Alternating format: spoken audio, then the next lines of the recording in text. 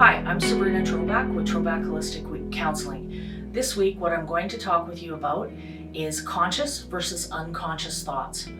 For many people, they feel like anxiety happens to them, and they don't think they're even really thinking of anything when the anxiety happens. So they feel very powerless to it. There's actually an explanation in why this is occurring. What happens is our brain is kind of like an iceberg.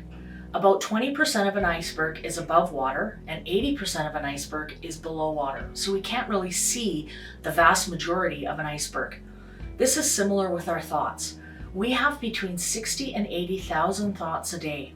The vast majority of these thoughts are unconscious. We're not aware they're happening, the 80% of the iceberg. About 20% of our thoughts are thoughts that we are conscious of and we are aware that are happening, which is kind of like the top of the iceberg. So what we want to do is work on trying to become more aware of all of the thoughts that are happening. Now, we're never going to be able to become aware of every single thought, and we don't really need to. We don't need to think about, okay, it's time to blink now, it's time to breathe.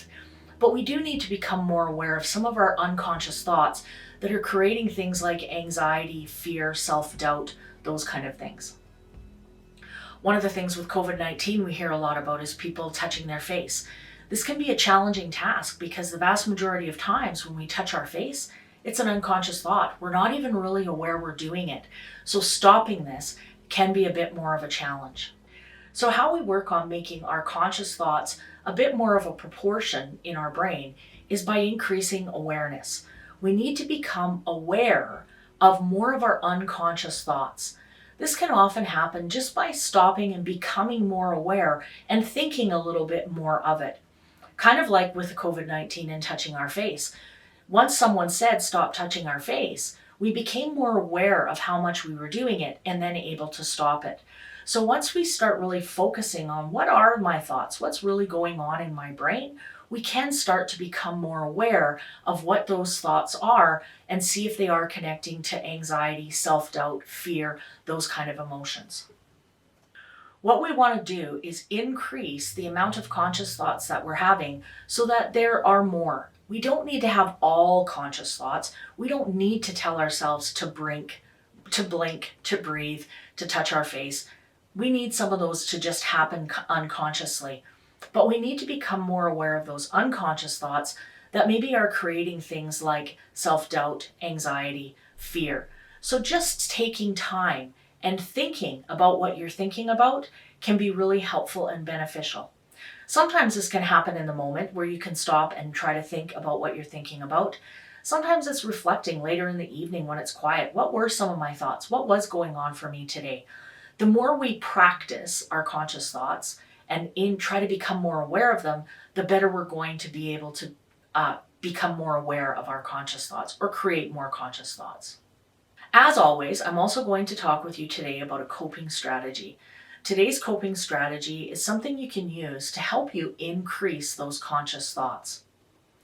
Writing is a highly effective tool in being able to become more aware of our unconscious thoughts.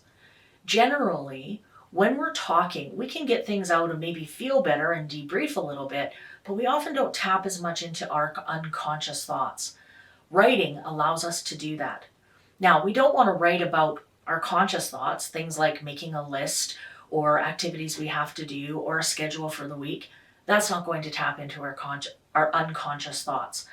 But writing about things about what am I feeling? What am I thinking?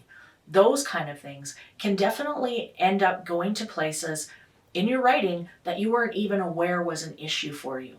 So writing can be very effective. Generally, writing for 15 to 20 minutes helps allow you to become more aware and tap more into those unconscious thoughts. Now, you don't need to write every single night, but if something's bothering you and you don't really know what it is, writing for a couple nights or maybe a few nights more can be highly beneficial.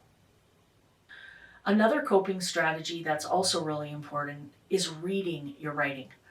If you're writing and you're writing more things that are unconscious that you're not aware of, you're not aware of it. So unless you go back and read your writing, you may never become aware of it. So often going back and reading your writing can also be highly effective. We generally encourage people to write or to go back and read their writing anywhere from a couple hours to maybe a day or two or even a week later.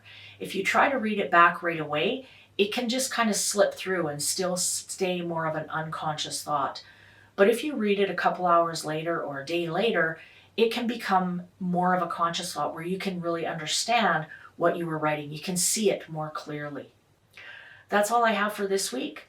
I will talk to you again next week. Take care and stay safe.